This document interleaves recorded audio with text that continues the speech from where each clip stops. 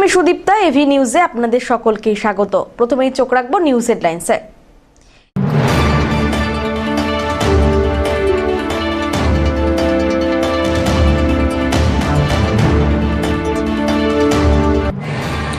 আজ বুদ্ধ পূর্ণিমা। অত্যন্ত নিয়ম নিষ্ঠার মধ্যে দিয়ে 2569তম বুদ্ধ জয়ন্তী উদযাপন হলো জলপাইগুড়িতে।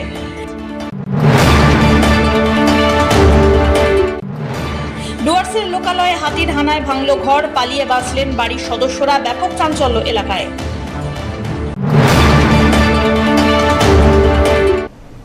এবার আসছে বিস্তারিত সংবাদে। অত্যন্ত নিয়ম নিষ্ঠার মধ্যে দিয়ে 2569তম বুদ্ধ জয়ন্তী উদযাপন করা হলো জলপাইগুড়িতে। সোমবার শহরের ভানুনগর রেসকোর্স পাড়া দেছেন ছিলিং গুনফায় এই অনুষ্ঠান আয়োজন করা হয়। এদিন বুদ্ধ জয়ন্তী উপলক্ষে বর্ণাঢ্য শোভাযাত্রার আয়োজন করা হয়। পাশাপাশি গুনফায় সারাদিন ব্যাপী বিভিন্ন অনুষ্ঠানের আয়োজন করা হয়েছিল উদ্যোক্তাদের পক্ষ থেকে। ভগবান বুদ্ধর জন্মজয়ন্তী উপলক্ষে জলপাইগুড়ির ভানুনগর রেসকোর্স পাড়া দেছেন চিলিং গুলফার সকাল থেকেই মন্ত্রপাঠ ও পুজো অর্চনার মধ্যে দিয়ে অনুষ্ঠানের শুভ সূচনা হয়। শোভাযাত্রায় ভগবান বুদ্ধের লীলা কাহিনী ট্যাবলোর মাধ্যমে তুলে ধরা হয়। পাশাপাশি ধর্মীয় গ্রন্থ মাথায় নিয়ে ভানুনগর গুনফা থেকে বর্ণাঢ্য শোভাযাত্রা বের হয়। জলপাইগুড়ি শহর পরিক্রমা করে ওই শোভাযাত্রায় অংশগ্রহণ করেন জলপাইগুড়ি বুদ্ধ ধর্মাবলম্বী মানুষেরা। গুম্ফা স্টাবলিশ হয়েছে 2000 সালে। তারপরে আমরা এই বুদ্ধ জয়ন্তী পালন করতে শুরু করেছি গত 5 বছর ধরে। এখন আমাদের জলপাইগুড়ি শহর পরিক্রমণ শেষ হচ্ছে। এরপরে আর একটু পূজা আছে, তারপরে সমাপ্ত হবে। কততম বার্থডে আজকে? কততম বার্থডে আজকে 2569। কাদের উদ্যোগে হচ্ছে এই শোভাযাত্রাটা? কাদের উদ্যোগে, কোন সংস্থা? এটা আমাদের দিচ্ছেন চলি গুম্বা, ভানুনগর, জলপাইগুড়ি 10 নম্বর ওয়ার্ড, আমাদের উদ্যোগ। সব্যসাচী মজুমদারের রিপোর্ট।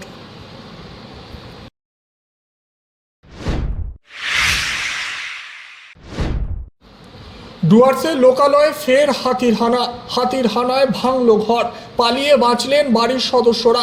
ডুয়ার্সের মাটিয়ালি ব্লকের বিধাননগর গ্রাম পঞ্চায়েতের নেওড়া মাঝিয়ালি টুনিধুরা এলাকার ঘটনাকে কেন্দ্র করে এলাকায় হাতির আতঙ্ক।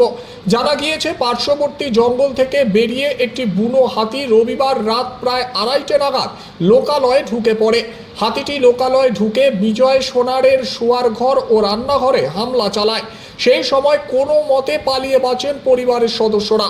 এদিকে ঘর ভেঙে হাতি নষ্ট করেছে মজুদ খাদ্যদ্রব্য, পাশাপাশি নষ্ট করা হয়েছে আসবাবপত্র। প্রায় ঘন্টা দুয়েক তাণ্ডব চালানোর পর স্থানীয় বাসিন্দাদের চিৎকার চেঁচামেচিতে হাতিটি ওই এলাকা ছেড়ে চলে যায়। ঘটনার খবর পেয়ে সোমবার ক্ষতিগ্রস্ত বাড়িতে যান বিধাননগর গ্রাম পঞ্চায়েতের প্রধান তাজমিনারা বেগম, উপপ্রধান রতন ওরাও সহ অন্যান্যরা। ক্ষতিগ্রস্ত পরিবারকে গ্রাম পঞ্চায়েতের তরফে প্লাস্টিক, খাদ্য সামগ্রী ও কাপড় দেওয়া হয়। আবেদন করলে বন দফতরের তরফেও ওই পরিবার ক্ষতিপূরণ পাবে বলে বন দফতর সূত্রে জানা গিয়েছে। ধীমান রায়ের রিপোর্ট।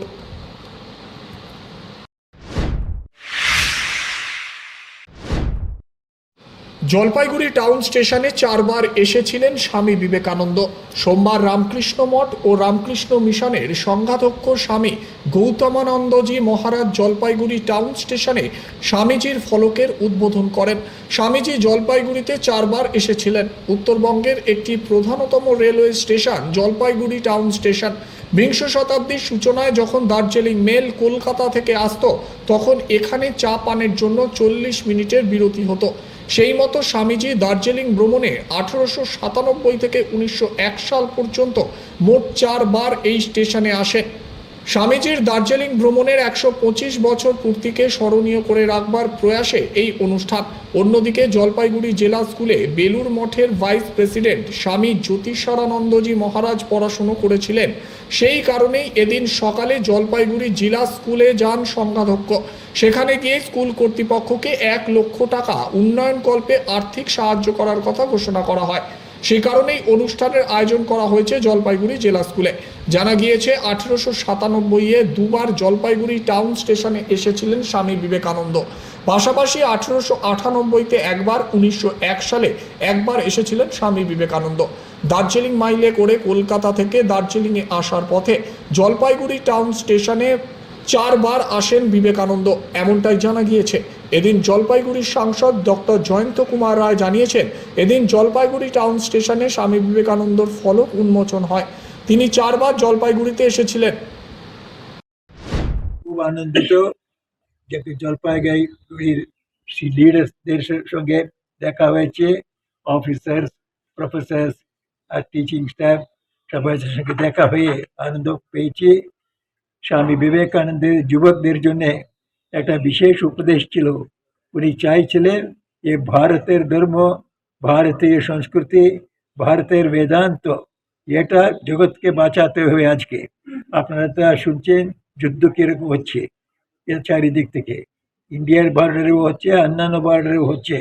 আর আমেরিকার মধ্যে যদি যুদ্ধ না হলেও গতানুগতিক একটার উপর একটা ক্লাস হতেই থাকে, রেশিয়াল ক্লাসেস। এসবটার মূলে আছে মানুষের মধ্যে একটা সংকীর্ণ ভাব।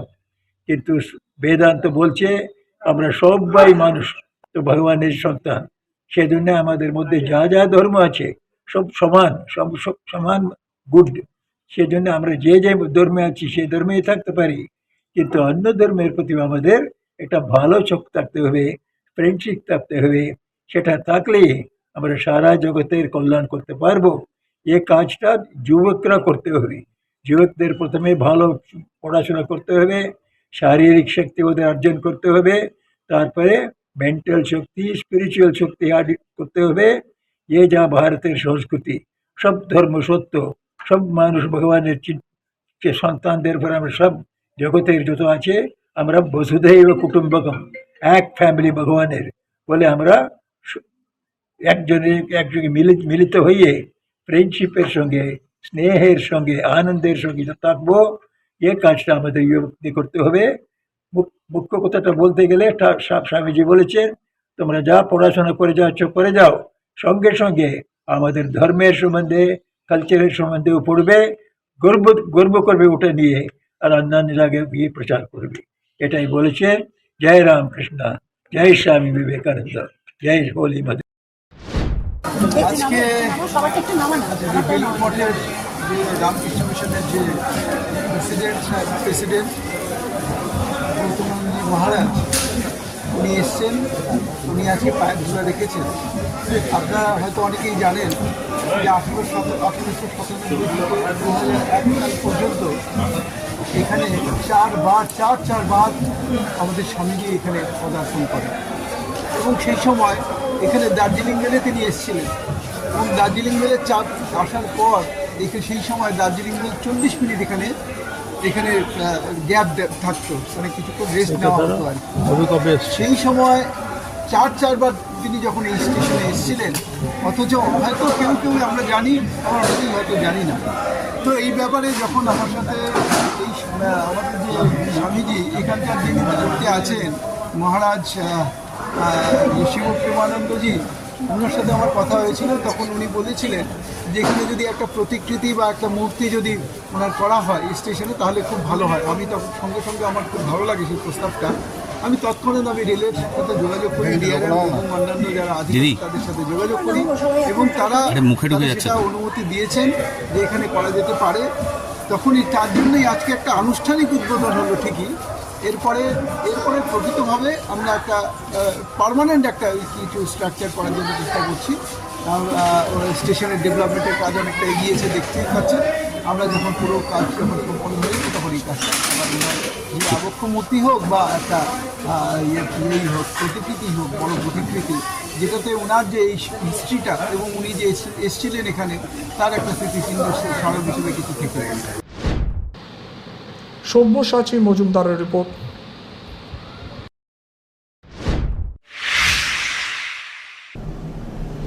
নিয়ে নিচ্ছে ছোট্ট একটি বিরতি, ফিরে আসছি বিরতির পর, সঙ্গে থাকুন।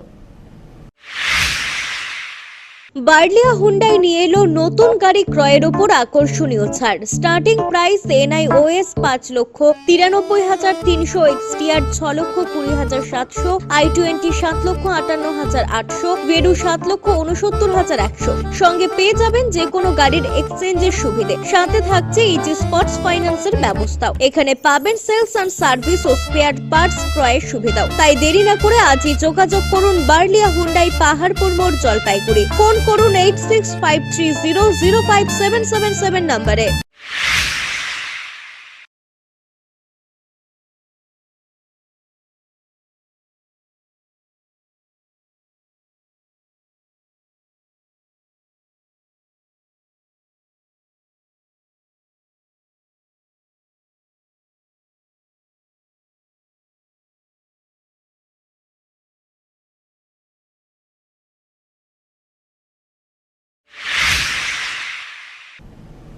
ফিরে এলাম বিরতির পর। অবশেষে কাল হলো মোবাইলের রিলসের চক্করে বউ বাড়ি ছেড়ে যেতেই আত্মঘাতী যুবক। বাড়ির পাশে গাছ থেকে উদ্ধার যুবকের দেহ। ঘটনায় শোকের ছায়া।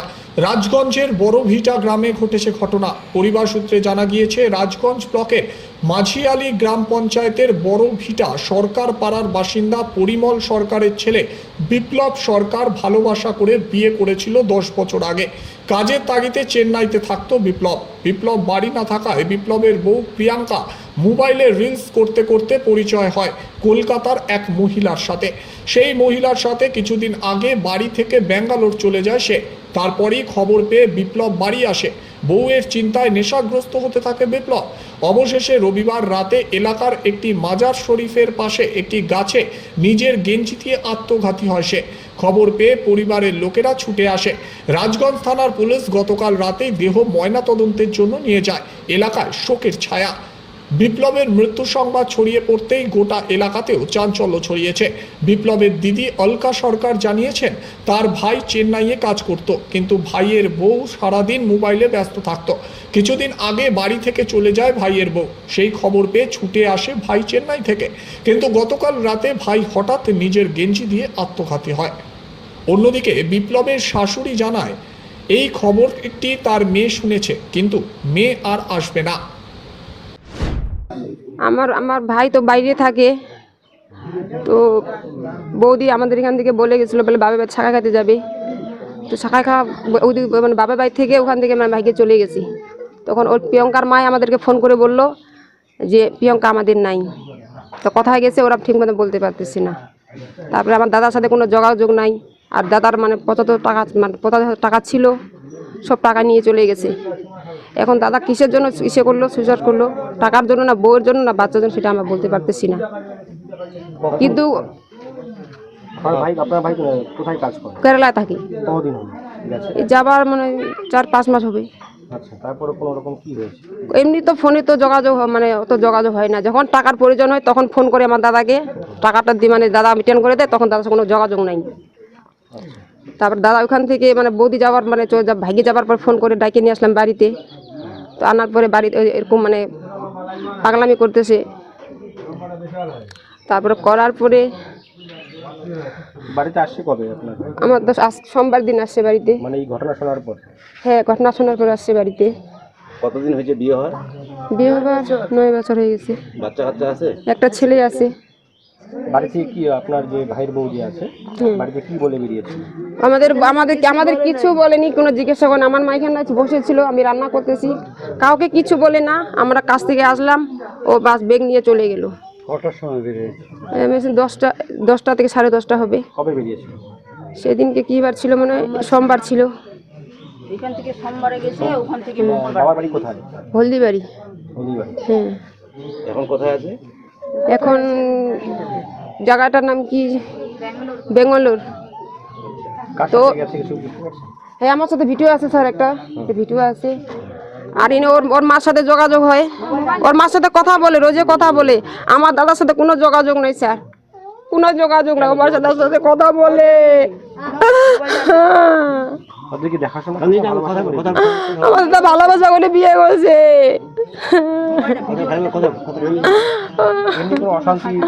অশান্তি কোনো সামনে, ও আলাদা খাচ্ছে, আমরা আলাদা, ও আলাদা খাচ্ছে। ও নিজের মতো নিজে চলতেছে, আমার কেউ কিছু বলি না, বাড়ির লোক কিছু বলি না। ও নিজের মধ্যে ও নিজে চলে।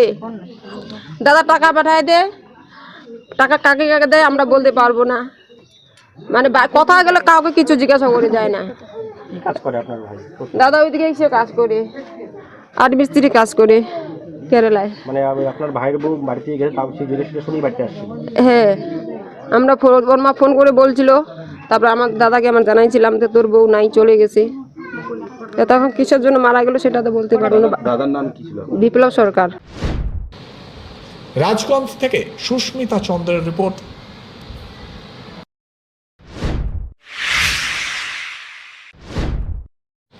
দেশের মধ্যে যত অংশ রয়েছে তিস্তা নদী, তার গোটা অংশটি অর্থাৎ প্রায় 350 কিলোমিটার পথই পায়ে হেঁটে সম্পূর্ণ করেছে প্রকৃতি নিয়ে কাজ করা সংগঠন ফিলান্থ্রপি।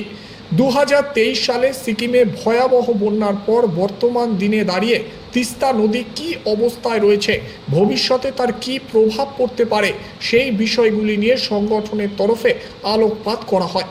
সোমবার এই নিয়ে জলপাইগুড়ি প্রেস ক্লাবে একটি সাংবাদিক বৈঠকের আয়োজন করা হয়। সংগঠনের তরফে সম্রাট মৌলিক বলেন, তারা তিস্তা নদীর একেবারে শুরু থেকে দেশের মধ্যে যেখানে শেষ হয়েছে সেই পর্যন্ত অর্থাৎ 350 কিলোমিটার পথ পায়ে হেঁটে সম্পূর্ণ করেছেন।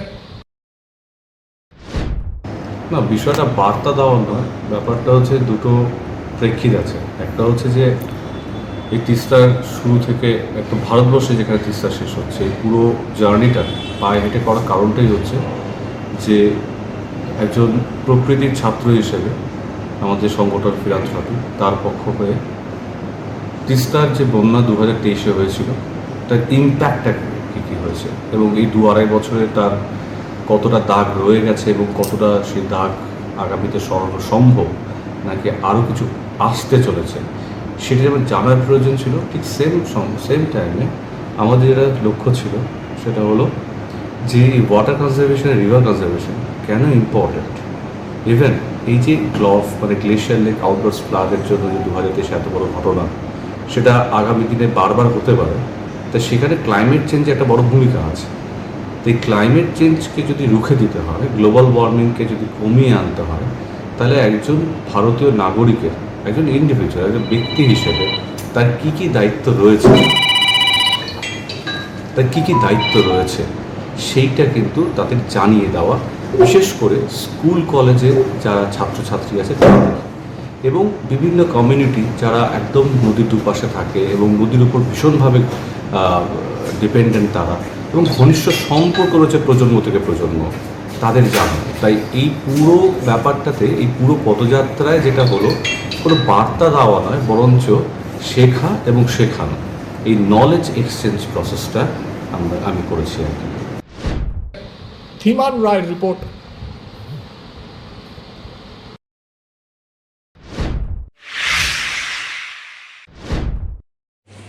জলপাইগুড়ি জেলা ক্রীড়া সংস্থা পরিচালিত সুপার ডিভিশন ফুটবল লিগ 2025 শুরু হয়েছে মঙ্গলবার থেকে। খেলাটি অনুষ্ঠিত হচ্ছে টাউন ক্লাবের মাঠে। এই খেলা শুরু হয়েছে 6 মে মঙ্গলবার, সমাপ্তি হবে 7 জুন। টান উত্তেজনার মধ্যে দিয়ে সোমবার খেলার সমাপ্তি হলো।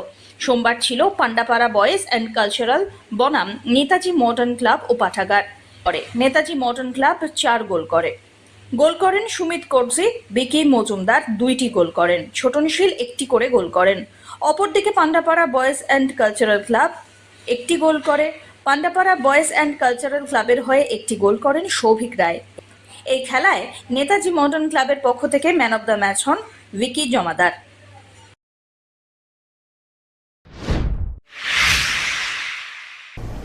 শেষ করবার আগে নিউজ হেডলাইন্স আরো একবার।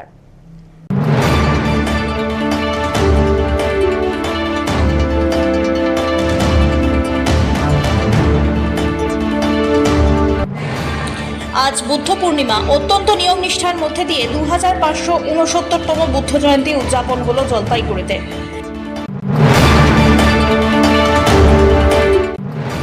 ডুয়ার্সের লোকালয়ে হাতির হানায় ভাঙল ঘর, পালিয়ে বাঁচলেন বাড়ির সদস্যরা, ব্যাপক চাঞ্চল্য এলাকায়।